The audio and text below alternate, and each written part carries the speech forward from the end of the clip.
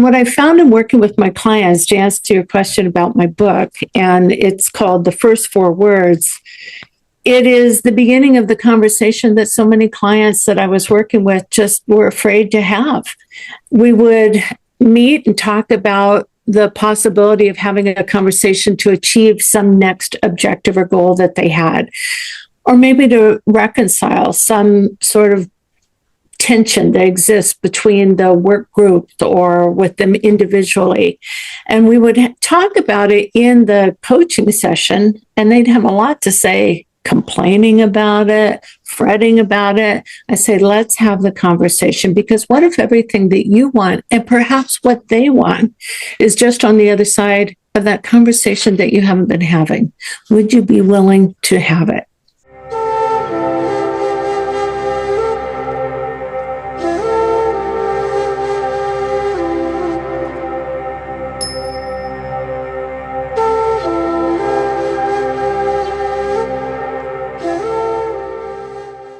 Welcome to the Daily Soul Bytes Show. I am your host, Bolaabimbola, frequency alchemist, life coach and energy practitioner.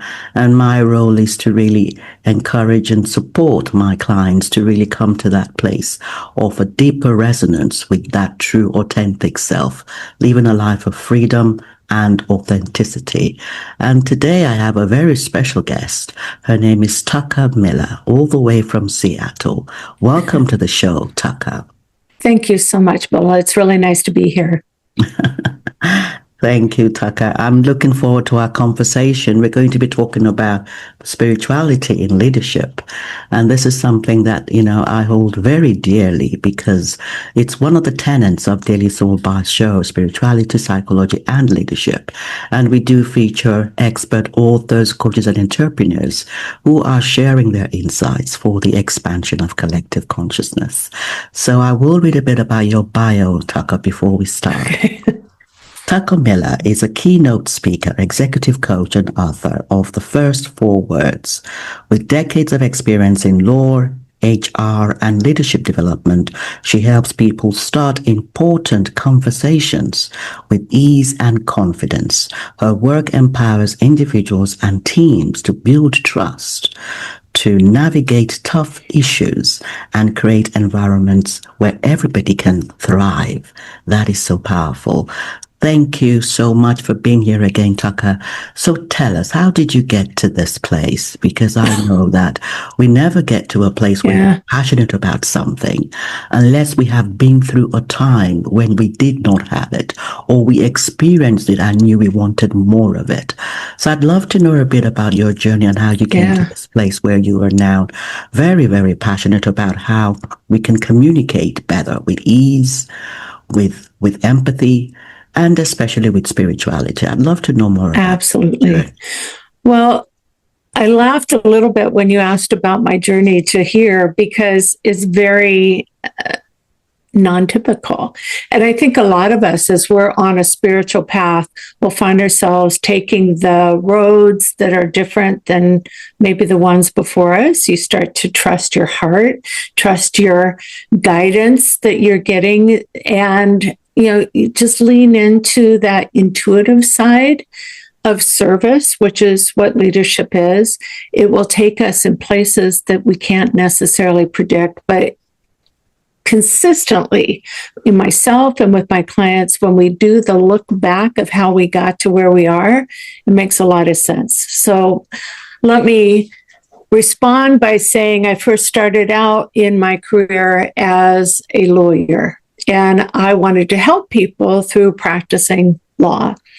And I think I did help people through practicing law, but my passion was really more being proactive about resolving concerns, not cleaning up what happened after the fact. And in the category of law that I was working on, the facts were what they were, and I just had to make the most of what I got. And I thought, there's got to be a better way. Eventually, that took me into human resources, where I got to be more on the front end of issues.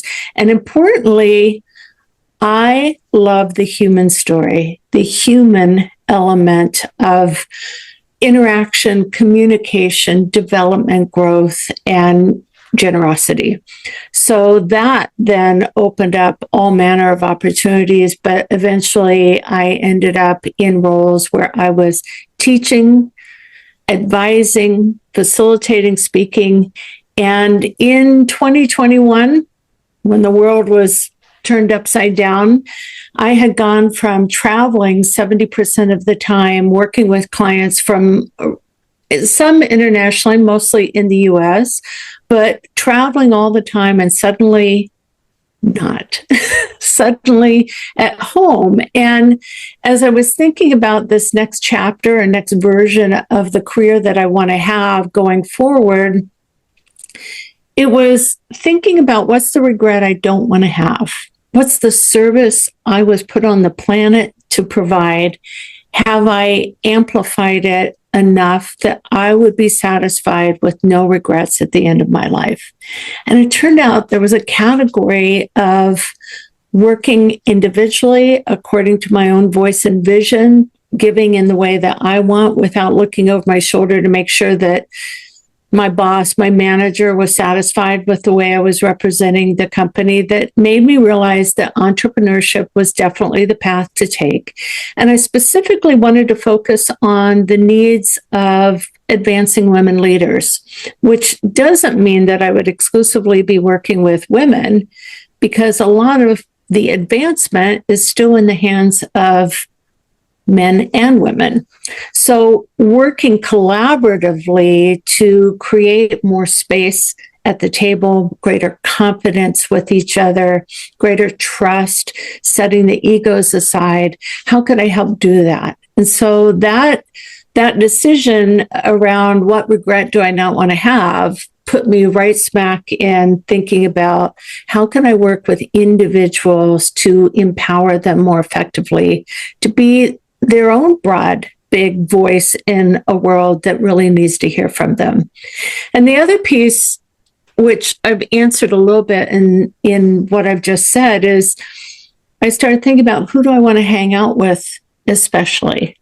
And I wanted to hang out with people who could speak in a one-on-one way, still facilitating and talking to groups, but also creating that safety of a one-to-one experience, similar to what we're having, even though we have lots of listeners participating in their own way, but to connect in a real, honest, open, vulnerable way through coaching. And that's ultimately how I got to here. I love that. I love that. I love the way you became really passionate about communication and about how it could become more authentic and easy, because it's not always easy. Yeah. Because I know that when I was much younger, I couldn't talk. I stuttered as a child. So I know how communication is not always something, even if you do know what to say, which to some extent I thought I did, but I didn't even know how to get that confidence. I couldn't get the words out. So I know I had a lot of support to this day, as well as being accountable myself to do the work and to really stay clear on why I wanted to communicate and how to do it. So I'd love to know, Tucker, what is your book about? The first 4 words. The first 4 words. Your book. Yeah. I love exactly how you described your own experience, your own journey of gaining confidence with some support and with some clarity of intention, and then willingness to keep practicing. And that is the recipe. So a lot of times I'll have clients say, help me be more confident. And it begins with being willing to be not so confident while you build up that muscle. And what I found in working with my clients, to answer your question about my book, and it's called The First 4 Words, it is the beginning of the conversation that so many clients that I was working with just were afraid to have. We would meet and talk about the possibility of having a conversation to achieve some next objective or goal that they had, or maybe to reconcile some sort of tension that exists between the work group or with them individually. And we would talk about it in the coaching session, and they'd have a lot to say complaining about it, fretting about it. I say, let's have the conversation, because what if everything that you want and perhaps what they want is just on the other side of that conversation that you haven't been having? Would you be willing to have it? They would tell me yes. We would practice the conversation. We'd plan the conversation. We would set up the way that was going to happen. And all too frequently in working with my clients, who are in executive level positions, oftentimes very well educated, have a lot of authority and experience, but they would come back to me, and the pattern was they wouldn't have the conversation. And when I said, why not? The answer was, I didn't know what to say. Now, I don't know if you're buying that, but I wasn't buying it. They knew what to say. We'd already practiced it. They have the words. Clearly, this wasn't a vocabulary issue. What was behind that? And we can all recognize there's fear. And as I would talk about it more, there was a lot at risk, a lot at stakes when you're in a highly visible position. If it goes wrong, a lot of people might hear about it, care about it, see it. There was also the belief that they already knew how the conversation was going to go, so why have it? Or I don't have the time for the conflict. There were a lot of additional things that they would add in about, I didn't know what to say. But at the end of the day, the issue really was, for me, as I think about it, how do I shorten the distance between sitting on the couch and entering that conversation that they agreed and knew they should have? And it had nothing to do with not knowing what to say. It was trusting themselves to know how to get it started. And that was the problem. I started to think about, how could I solve this for my clients? And I started to listen very specifically, and I enrolled others in my group to think about, what's the sweet spot? What's just enough to create enough clarity and momentum, but not so much that people only hear white noise and shut down and are already preparing their response. So you want to come in with just enough information, but deliver in a way that doesn't put people on the defensive or cause them to tune out. And it turned out there was a sweet spot. When we compared all of our anecdotal examples, 4 words was just short enough that you couldn't really not have the conversation. But it wasn't so much that the message got lost. So I decided to write the first 4 words. And oftentimes the question I get from people is, what's the script? What are the 4 words?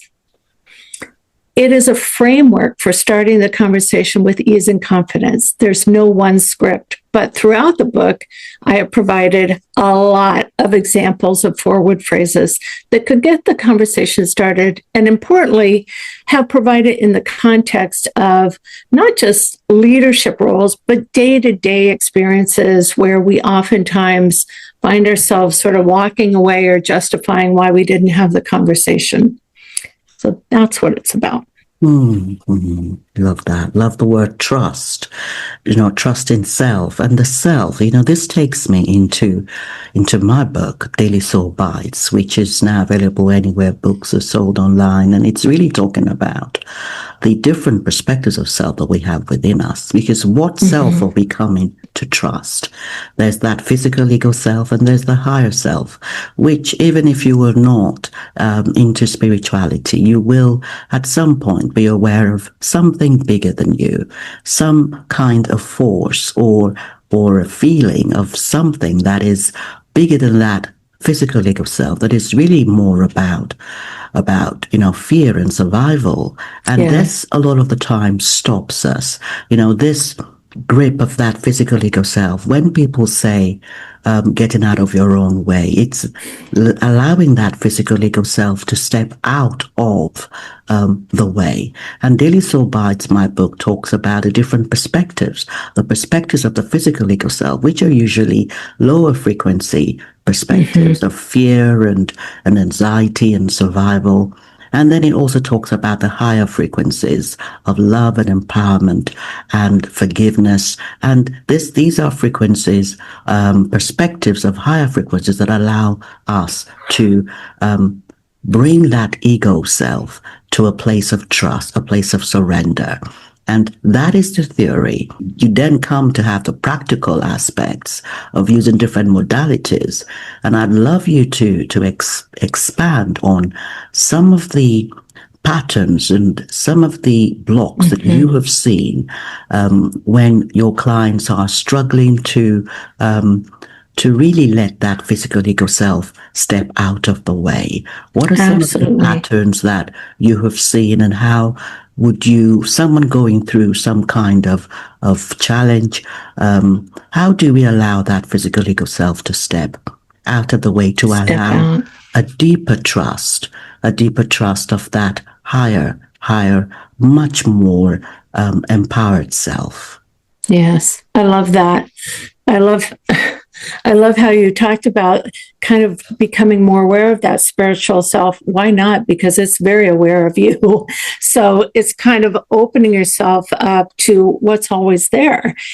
And when I think about the opportunity of the conversation, it's not only lifting up your own energies to resonate, and there's that alchemy that you were talking about, to really resonate with your own empowerment, but it's creating the space for the person sitting across from you to also hear that invitation. And so I frequently will see people shutting down a conversation because of all the judgments they have, not only about themselves, but about the other. So I'd like to answer your question with a story from a client experience, if I could. And I think it kind of reveals that ego self where we want to protect and we want to know, but how do we know what we really know? So I had a client who had a brand new boss and new to her. And this boss had come in the last couple of weeks. And my client told me, I just made my boss mad. Now, this client is about as nice a person as you can imagine, almost too nice in the medical tech startup that she's in. People wanted her in there fighting for her ideas, and she was a little more reserved. So when she told me that she'd made her boss mad, I was very curious about that. And I said, well, what happened? And she said, well, we were in a meeting and I said something that my boss did not like, and I think she's quite angry with me about that. I still found that kind of hard to believe, so I just asked a little bit more. I said, so your boss's facial expression during the meeting where you spoke up to do exactly what your company has wanted more of you to do, when you spoke up, your boss made a face and you concluded that your boss is mad. And she said, yes. And I said, how do you respond then? And how do you plan to interact with your boss now that you've made her mad in this way? Well, I'm going to pull way back and I'm just going to stay quiet in the meetings. I said, well, that's the very opposite thing that brings us together to work. So there's that little fear thing. You could just see the whole cycle of what she was doing. And I said, let me just pause for a moment. You want to pull back because you made your boss mad. And the only evidence you have that your boss was mad is that she made a facial expression that to you communicated that she was mad. Yes. I said, now, how many times have you met with your boss one-on-one? Only once. Most of their exchange had been in the hallway. And as I walked her through, I said, so let me understand, you are an expert now on your boss's facial expressions and everything that happens in her mind when you see certain cues. And that was just enough to get her to slow down and step back and say, maybe that's not true. And I think this is the opportunity, is how do we catch ourselves from the stories that we're making up because we're really good, we've evolved to do it, to think fast and create these narratives that may not actually be serving us or our higher self or others. And so I said, would you be willing to have a conversation with your boss and just check out with her whether or not she was upset? She said, okay. she actually did have that conversation and found out that her boss was very thoughtful, not mad, was considering her comment and idea, and actually thought it was a great idea that they needed to pursue. But had she not had that conversation and allowed her brain to spiral in the way that it would have all been ego, not empowerment or love, and not really building this strength of relationship. And I think, that's one story, but that's the pattern that so often shows up. I don't want to make it worse. I don't have time for how it might go. I already know what they're going to say. And I think we pull the rug out from under people as well as from ourselves by just walking away, hoping it resolves itself, rather than looking at some of these opportunities as ways to deepen the trust and the mutual empathy and confidence in each other. I love that. And this is so key. I love the way you said, it's about being able to pause and, to allow the story to become clearer. And there's a lot of self-awareness that requires to actually come to that place where there is a train of thoughts going on. That they could be negative or they could be positive or high or low, and not having judgment but having clarity. And this is really where alignment comes in, because her working with you allowed her to really change that intention, whether it was going to be a lower perspective, whether the intention was going to be based on a lower perspective of fear and judgment, or if it was going to be based on, or if our intention was going to be based on that higher frequency of empowerment and understanding and collaboration. And so it's really about alignment, but this is not something that comes easy because of the programming. And I love that you actually delved into that. So if you could say, in your experience, a leader who is, there are different types of leadership styles, but really that leader who is coming from a place of wanting to come with union, wanting to come from a place of community, from a place of oneness, from a place of collaboration, what are the kinds of practices or the kinds of day-to-day experiences that you can encourage them to engage in order for them to really become much more self-aware, to become much more inclined to hold an intention or to even pause, that tendency to pause and become more aware. What are the kinds of things that you would encourage someone who wants to develop that kind of leadership style? What would you say about that? That is such a good question. And you've given us lots of hints along the way, too, that I would absolutely agree with. But the first thing I would say, every client that I work with gets a journal. The best resource, the best tool that I can encourage anyone to use is a journal. Let your thoughts run freely. Put all your judgments out there. When you see them on paper, it gives you a little bit more objectivity to understand what is that narrative that's created in our mind. And then, do I like the results that I'm getting? Do I know what I really think I know? Something about that process of just getting it on paper and looking at it as an observer is really a key opener to growing that self-awareness muscle. The other piece, and you've talked about this, is the importance of an intention. Is my intention to check the box and get this thing off my to-do list and just blurt something out there? Or is it really to create greater connection and understanding? Am I looking for more collaboration and creativity of ideas? That requires some relationship. And I was working with a couple of coworkers just last week who had a relationship breakdown that was impacting everyone in the company. And the goal was, fix this relationship and everything in the company will work a little bit better. And we see those relationships from time to time that are so pivotal. Everybody's invested in the success. And through the discussion, even though they had worked together for an extended period of time, they came to realize, we really don't know each other all that well. And it's so interesting to have that moment of realization, because that's the barrier to advancing to that next level, either positionally or spiritually, that in the awareness of we don't know each other, it also opens a door to say, and that's why we don't trust each other. So if we want to build some trust, we need to take some time to really build the relationship, to know, to grow to like, to care, to collaborate, and to understand each other. So one of the most powerful things, particularly for leaders, and this is so hard for the leaders that I work with because they're racing from one thing to the next and they're so busy they don't think they have the time for relationships.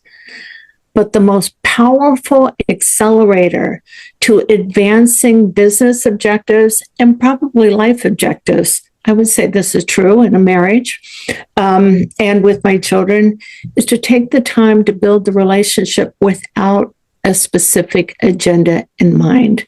That's when we start to understand and grow each other. So as a practice, getting back to your question, who are the people that I work with a lot that I don't know very well, that everything might be a little bit better for both of us if we took the time to get to know each other? That's a great place to start. I love that. Yes, yes. And it really starts from within us. This is the reflection. I love everything you have said, and I'm really pleased you've joined us today, Tucker. Do you have any final words for us today before you go? My final word is a 4-word phrase. And I sometimes get some resistance from people about this will never work. Why did you write a whole book on this? And I had someone tell me, I just don't think this will work. Can you give me an example? And I give you and him and your audience an example.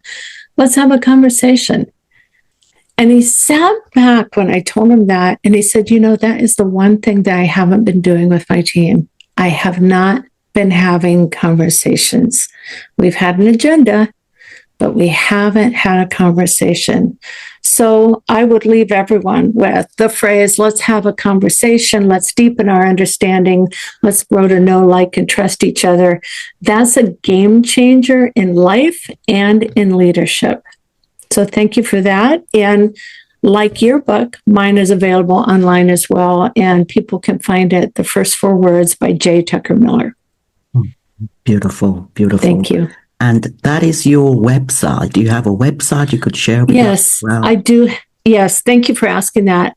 You can find me at onwardleadership.com. I have a speaking website that's jtuckermiller.com, but if you want to see more of the work that I'm doing, I'm on LinkedIn regularly, a lot, and I'm also, my website will describe a lot of the work. So onwardleadership.com. Thank you for asking. Thank you. Thank you for joining me today, Tucker. And I have loved our conversation today. I'm glad. Me too. Thank you. Brilliant. And I'd like to thank our audience for joining us today. Thank you for subscribing. I invite you to like and to share. And if you haven't subscribed, I invite you to subscribe to Daily Soul Bytes Show. We always have very interesting guests like Tucker Miller has been today. And I look forward to seeing you on the very next episode of Daily Soul Bytes Show. Bye-bye.